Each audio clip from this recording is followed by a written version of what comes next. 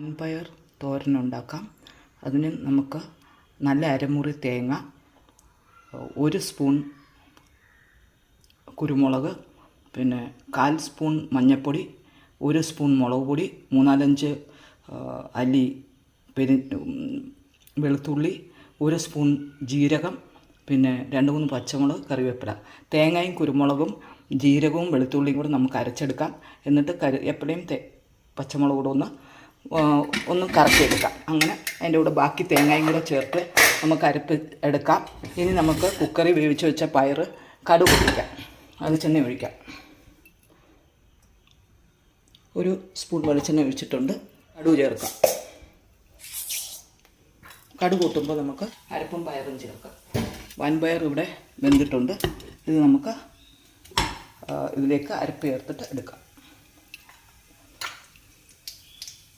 കടുക് പൊട്ടി തുടങ്ങിയിട്ടുണ്ട്. നമുക്കതിലേക്ക് ചേർക്കാം.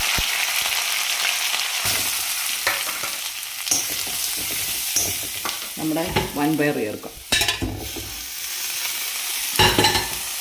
അങ്ങനെ റെഡി ആയിട്ടുണ്ട്.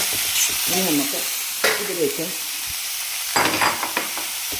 പൊടിയും മഞ്ഞൾപ്പൊടിയും കൂടെ ചേർത്താണ് അരച്ചേക്കുന്നത്. നമ്മൾ ഉപ്പ് ചേർത്തിട്ടില്ല. നമുക്ക് ഉപ്പ് പൊടി ചേർക്കാം. പാകത്തിന് ഉപ്പ് ചേർക്കുക. ഒരല്പം കൂടെ അങ്ങനെ ഇളക്കിയെടുക്കുക. വൻപയർ തോരൻ റെഡി ആയിട്ടുണ്ട്. അതിലേക്ക് അല്പം കറിവേപ്പിലയും കൂടെ ചേർക്കാമെങ്കിൽ നല്ലതാണ്. അങ്ങനെ നമ്മുടെ വൻപയർ തോരൻ റെഡി ആയിട്ടുണ്ട്. നമുക്ക് മുളക് പൊടിയും മഞ്ഞൾപ്പൊടിയും ഇതിൻ്റെ അരപ്പിൻ്റെ കൂടെ വേണമെങ്കിൽ അരയ്ക്കാം. അതല്ലാതെ പയർ കടുക് പൊട്ടിച്ചിടുമ്പോൾ അതിനകത്ത് ചേർക്കുകയും ചെയ്യാം. ഗ്യാസ് ഓഫ് ചെയ്യുക.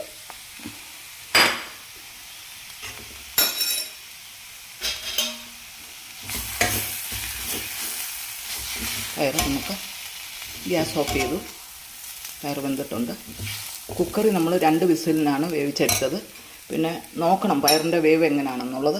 ഇനി നമ്മൾ നമ്മുടെ ഇന്നത്തെ ഊണ് നല്ല നാടൻ മട്ടയരിയും പപ്പടം, ഇഞ്ചി കറി, പുളിശ്ശേരി, പയർ തോരൻ, നമ്മുടെ വൻപയർ തോരൻ എന്ന്. ഈ റെസിപ്പി ഇഷ്ടപ്പെടുന്നവർ മണിക്കീസ് വ്ളോഗിലേക്ക് ലൈക്ക് ചെയ്യുക, ഷെയർ ചെയ്യുക.